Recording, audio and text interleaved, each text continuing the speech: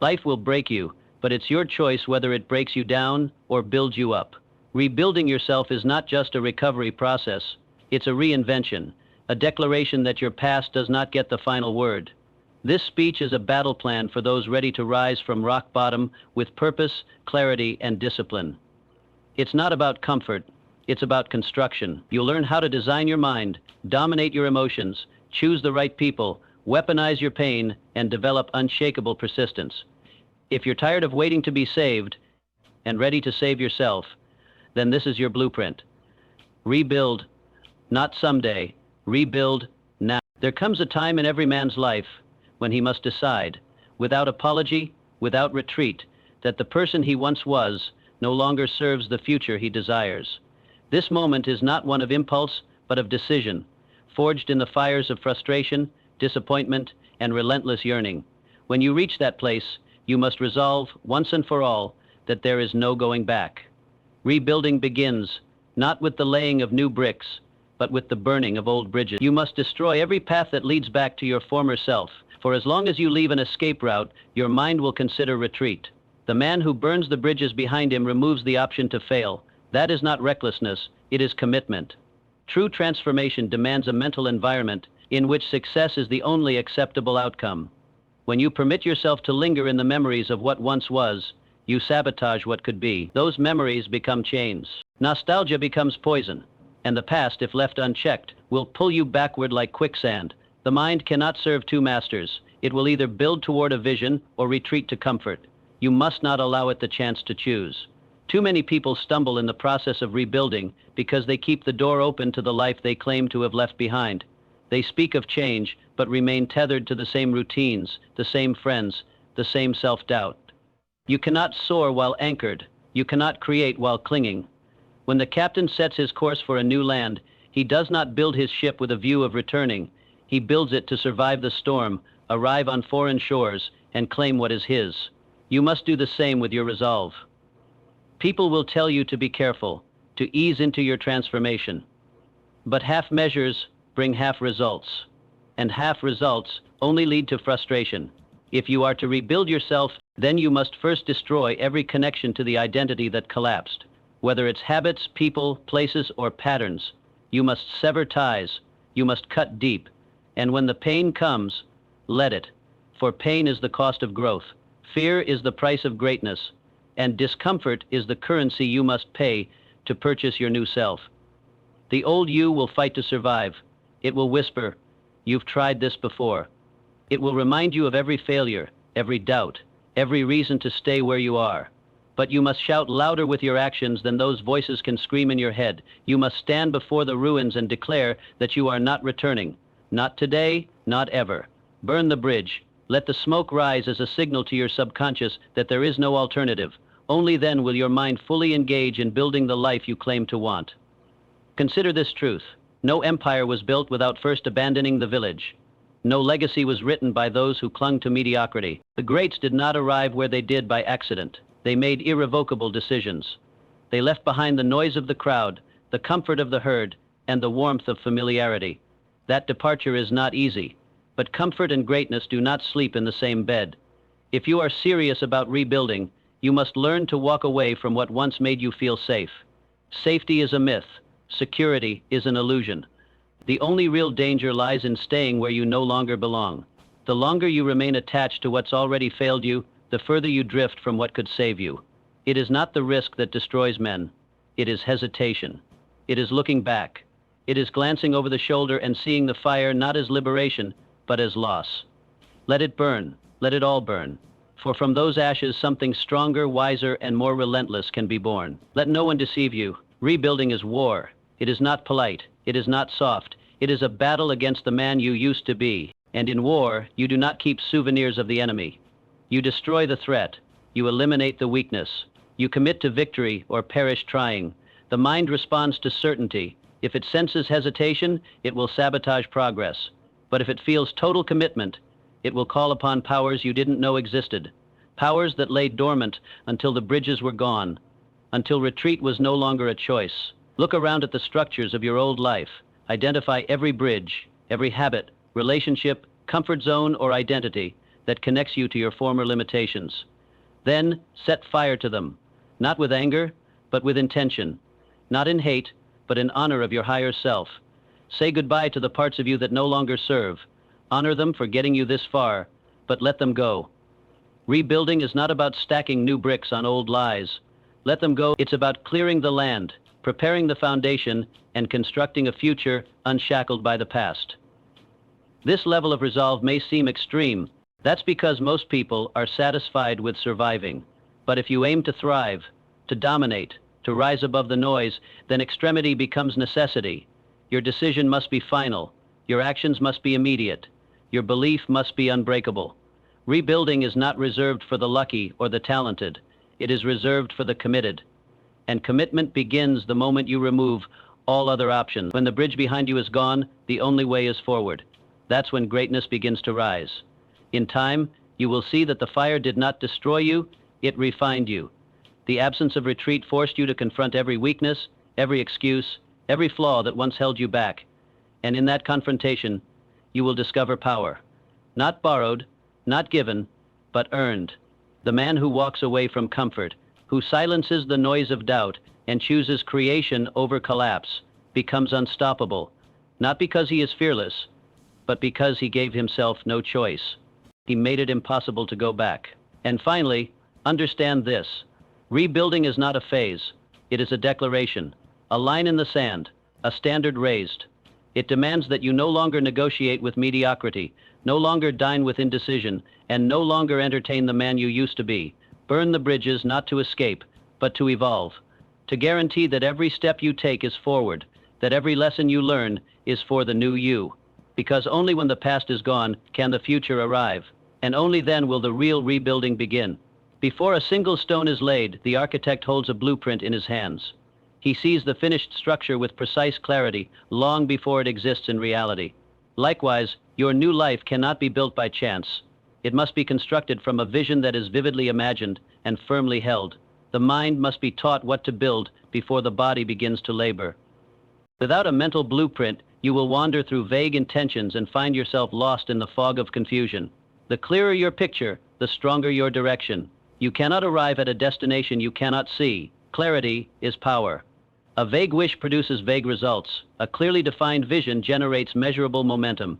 You must sit in silence and construct, piece by piece, the man or woman you intend to become. Not a fantasy, but a detailed, tangible reality. How do you walk? How do you speak? How do you solve problems? Who do you attract into your life? What kind of discipline do you live by? These are not idle questions. They are the raw ingredients of your new identity. Until you define them, your efforts will be scattered, your results diluted. Most people avoid this work. They prefer to chase distractions than to face themselves in stillness. But no external achievement can replace the power of internal design. You are not rebuilding randomly. You are rebuilding intentionally. That means your mind must hold a clear image of what you are building toward. Your blueprint must be written on the walls of your imagination in high-definition detail. Every part of your behavior, environment, mindset, and standard must be etched into your subconscious. The clearer it becomes, the more real it feels. The more real it feels, the faster it forms. A man with a vague goal can be swayed by emotion, tempted by distraction, and derailed by criticism. But a man who carries a vivid blueprint in his mind is immovable. He is not impressed by trends. He is not confused by failure. He is not shaken by delay. His internal picture keeps him centered. Even when nothing seems to be working, he stays the course. Because he knows what he's building. He sees it. He feels it. He believes in it. The mind, once impressed with a definite image, begins to bend reality toward that image with unwavering force. You are not rebuilding randomly. You are rebuilding intentionally. That means your mind must hold a clear image of what you are building toward. Your blueprint must be written on the walls of your imagination in high-definition detail. Every part of your behavior, environment, mindset, and standard must be etched into your subconscious. The clearer it becomes, the more real it feels. The more real it feels, the faster it forms. A man with a vague goal can be swayed by emotion, tempted by distraction, and derailed by criticism. But a man who carries a vivid blueprint in his mind is immovable. He is not impressed by trends. He is not confused by failure. He is not shaken by delay. His internal picture keeps him centered. Even when nothing seems to be working, he stays the course. Because he knows what he's building, he sees it. He feels it, he believes in it. The mind, once impressed with a definite image, begins to bend reality toward that image with unwavering force. And the subconscious, when impressed with precision and belief, will organize your actions, decisions, and focus toward that end. The man who rebuilds his mind rebuilds his life, for the body always follows the mind. You must guard this mental blueprint with ferocity. The world is full of noise, and noise is the enemy of focus. Every distraction, every unfiltered opinion, every comparison is an eraser that fades your blueprint. You must remain loyal to your vision, even when no one else sees it, even when progress feels invisible, even when the old habits try to return. Because this blueprint is not just a picture, it's your contract with yourself, a commitment that declares who you are becoming, and anything that violates it must be removed without hesitation. No building rises in a day, and neither does a rebuilt life. But every day, brick by brick, thought by thought, you are assembling a future shaped by the image you have crafted in your mind. Let that image be strong. Let it be specific. Let it be undeniable. Write it down. Speak it aloud. Feel it with conviction. The more senses you engage, the deeper it is planted. The deeper it is planted, the more unstoppable your transformation becomes. Your current results may not reflect it yet, but hold the image long enough, and the world will catch up. There is no mystery in success. It obeys the laws of design. The man who constructs his inner world with precision will watch his outer world begin to shift. Do not wait for proof to believe. Believe first and proof will follow. This is how all great things are built, not from resources but from resolve, not from circumstances but from certainty. And certainty is born from clarity. Once the image is burned into your mind, you become immune to detours. You are no longer reactive. You are deliberate. You are strategic. You are inevitable. If you do not define yourself, the world will define you. If you do not see yourself clearly, others will project their expectations onto you. And if you do not give your mind a blueprint, it will return to old patterns by default.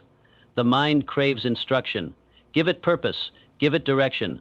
Make your blueprint more real to you than your current surroundings. Because your current reality is not permanent. It is a reflection of your past thinking, but your future will mirror your new vision, if you dare to believe in it and act upon it daily. Rebuilding is not merely about doing, it is about becoming. And becoming begins with seeing. The world around you is just a mirror reflecting the contents of your consciousness. Change the picture in your mind, and the mirror will change its reflection. You must hold fast to that image, no matter how slow progress seems. For every act of discipline, every rejection of distraction, every choice aligned with your blueprint adds another brick to your new life. And one day, you will look around and realize what was once only in your mind is now under your feet. This is how mountains are moved, not by strength alone, but by vision. A man with a blueprint is more dangerous than a man with resources, because while resources can be stolen or lost, a vision that lives in the mind is eternal. And once that vision is backed by belief, reinforced by discipline, and executed with consistency, there is no force on earth that can stop it. So, define your mental blueprint. Etch it into your consciousness. Make it your obsession, for everything you desire to rebuild already exists within you, waiting to be built upon the foundation of a clear, unshakable mind. Emotion is a wild horse. It may thrill you with speed, but it cannot be trusted to lead you anywhere consistently. Rebuilding your life requires more than passion. It demands principle. Emotion changes with the weather, but discipline is the sun that rises every morning, no matter how dark the night before. Discipline does not care how you feel. It answers only to what must be done. The man who is ruled by emotion builds sandcastles during high tide. The man ruled by discipline builds stone towers that outlast storms. Emotion reacts. Discipline executes. Emotion may start the journey, but only discipline will finish it. You must understand that your feelings are not facts. They are impulses. They are chemical surges. They are weather systems in the brain that pass. And if you allow them to dictate your actions, you will never rise above your current condition. One day you feel strong, the next you feel empty. One day you're ready to rebuild, the next you want to quit.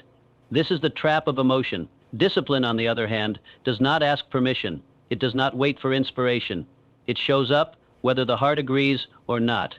It is the engine that keeps you moving forward. Do not be fooled by the romanticized image of motivation.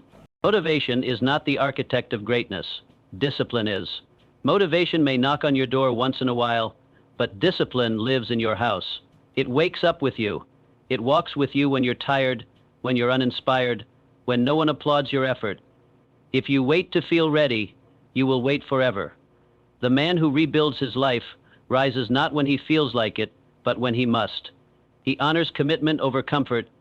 He acts not from mood, but from mission. Every time you choose discipline over emotion, you cast a vote for your future self. You reinforce the identity you are creating. You remind yourself that feelings are guests, but your purpose is the landlord. Discipline teaches the mind who is in control. And the more you practice it, the quieter the emotional resistance becomes. Emotions will still come, but they will no longer command. They will whisper, but you will no longer obey. You will act in alignment with your blueprint, not your mood. And in that shift, your power multiplies. Discipline is not cold, it is clear. It does not strip you of humanity, it strengthens it. Emotion tells you what feels good in the moment. Discipline tells you what is good in the long run. It sees the bigger picture. It keeps the goal alive when the day feels heavy. It speaks truth when your emotions lie. And most importantly, it protects you from the greatest threat to your rebuild: inconsistency. The inconsistent man makes progress only to undo it. The disciplined man builds layer upon layer, day after day, until a new life stands before him. Those who succeed are not those who never feel doubt, fatigue, or fear. They are those who act anyway. They understand that emotional storms are temporary, but the consequences of surrender are permanent. They refuse to be governed by something as fragile as a mood. They lock in their routines. They honor their schedule. They keep their promises to themselves, even when no one else is watching. This is where self-respect is built, not in the moments of excitement, but in the quiet hours when no one else would know if you gave up, but you don't. Rebuilding demands a new code, and that code must be written in discipline. Wake up at the time you said you would. Eat what fuels your goals, not your cravings. Speak words that elevate, not react. Work with purpose, not procrastination. Track progress, even when the gains are small. Rest, not because you're lazy, but because you've earned it. These are not just habits. They are signals to your subconscious that you are no longer the person who breaks promises. You are the person who finishes what you start, and the world eventually bends to that kind of consistency. Discipline gives structure to your day and certainty to your mind. It eliminates decision fatigue because the plan is already made. Emotion says, "Do I feel like it today?" Discipline says, "This is what I do, period." And the more you operate from that standard, the more confidence you build. Not the hollow confidence of hype, but the deep certainty that comes from keeping your word to yourself. That is how inner strength is developed. That is how you become unshakable, not through emotion, but through execution. There is a voice in you that resists discipline. It is the voice of the old self, the one who gave in, made excuses, blamed circumstances, and sought comfort. That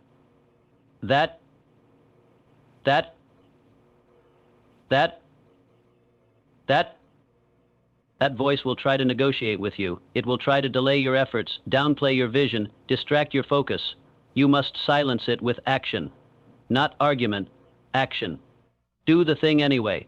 Prove that you're no longer available for weakness.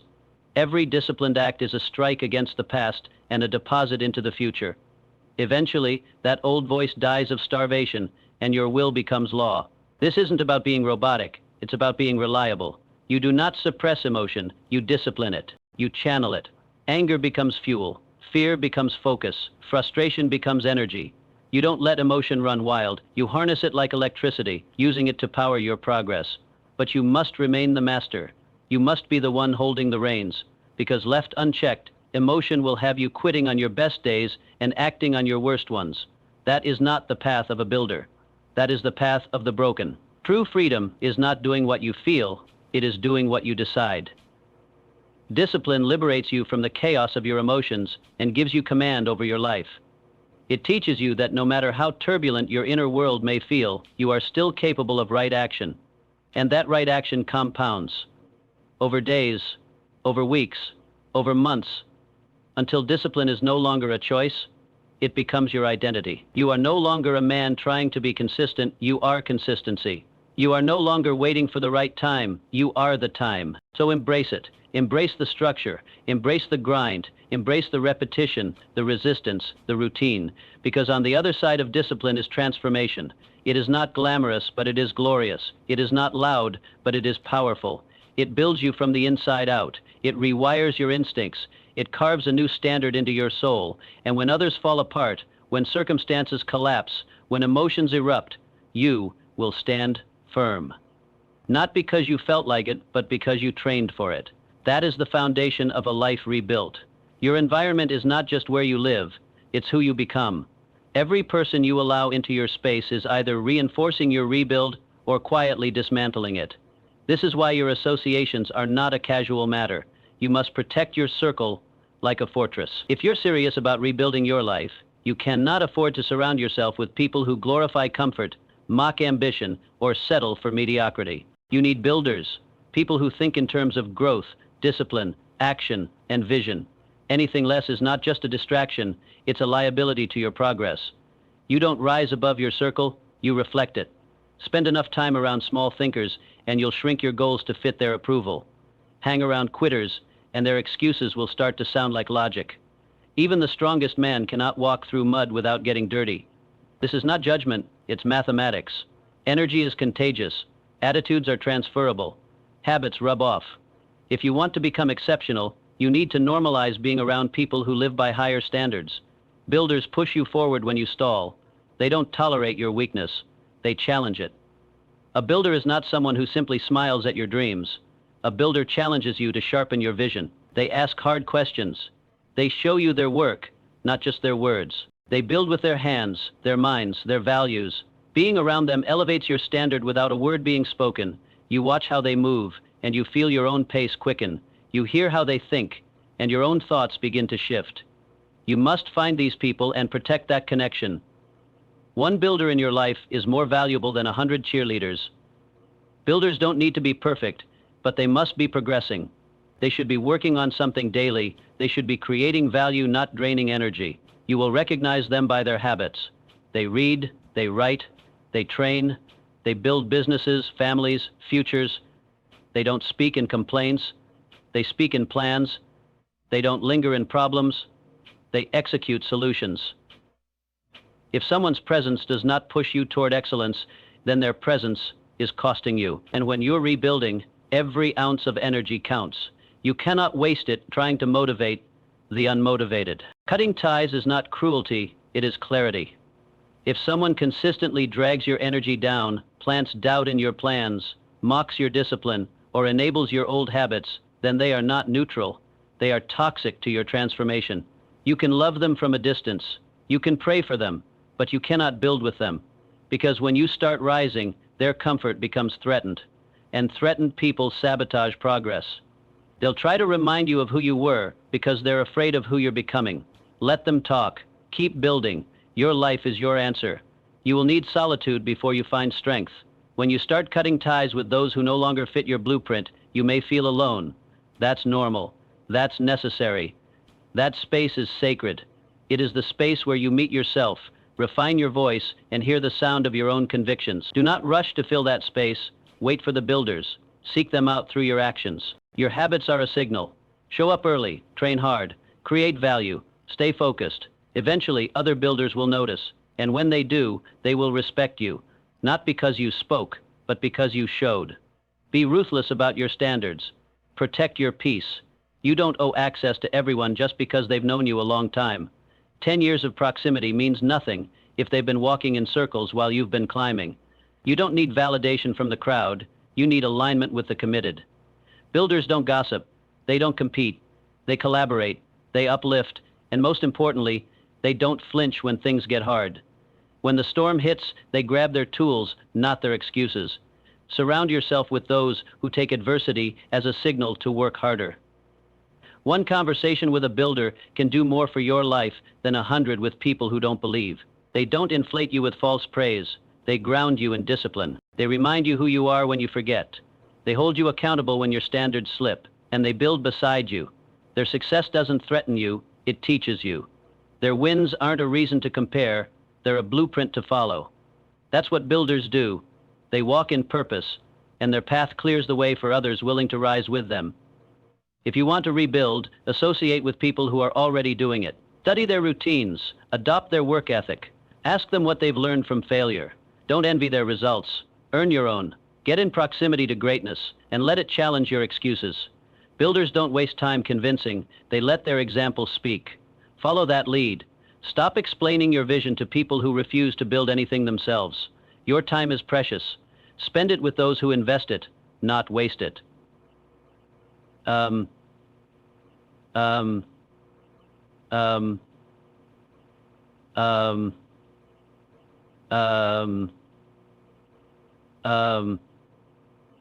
um, um, Study successful people.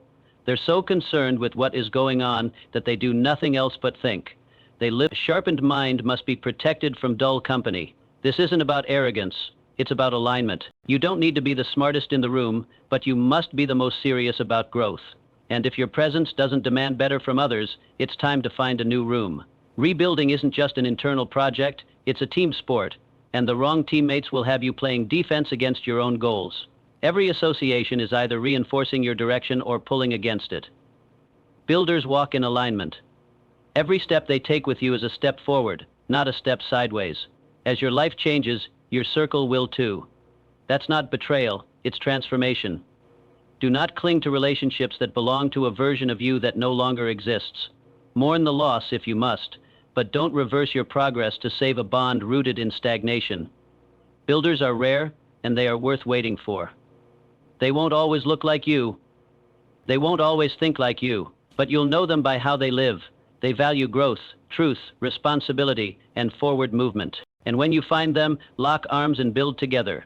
Your rebuild will accelerate or stall based on who walks beside you. You can have the right mindset, the right plan, the right habits, but if your environment is polluted by the wrong people, you will be building with sand. Make it non-negotiable. Associate only with builders. Because in the end, you are not just rebuilding your life, you are rebuilding your legacy. And the company you keep will either lay bricks with you or break them beneath your feet. Choose wisely. The future you want depends on it. Pain is not your enemy, it is your messenger.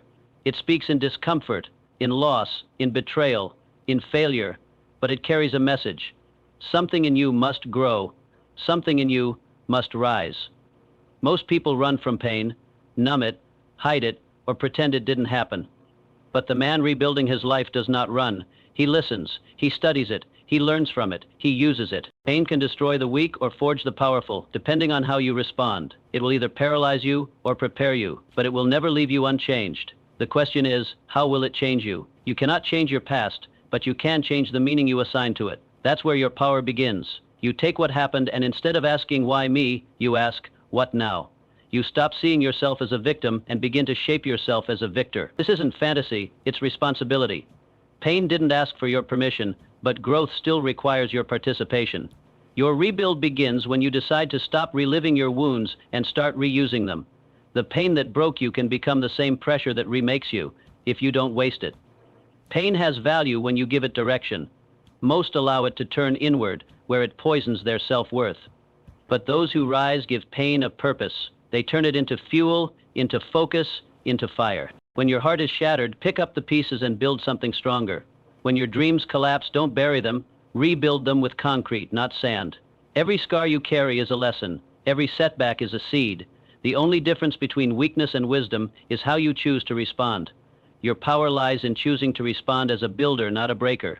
Stop waiting for the pain to pass. It's here to shape you. Stop numbing yourself with distractions, addictions, or people who comfort your mediocrity. The world doesn't need more men avoiding their story.